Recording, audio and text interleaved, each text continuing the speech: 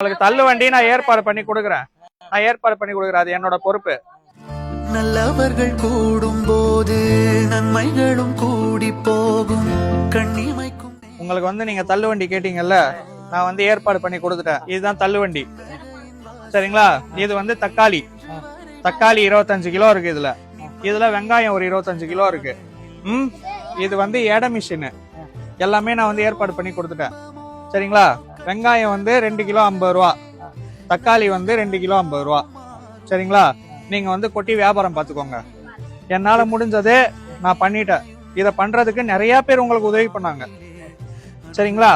பையனோட படிப்புக்கும் நிறைய பேர் உங்களுக்கு கையெழுத்து கும்பிடாதீங்க. இல்ல கையெழுத்து கும்பிட கூடாது யாருமே. இதே இருக்கேன். இது தீபாவளிக்கு உனக்கு புது ட்ரெஸ், உங்களுக்கு புடவை, உங்களுக்கு வேட்டி சட்டை. இது தீபாவளிக்காக. இது பாப்பாக்கு ட்ரெஸ்.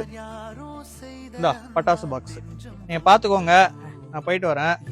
உங்களுக்கு தொழில் வச்சு கொடுத்துறேன். இதுக்கப்புறம் பையனை கூட்டு போயிட்டு ரோடா சுத்த வேண்டாம், சரிங்களா?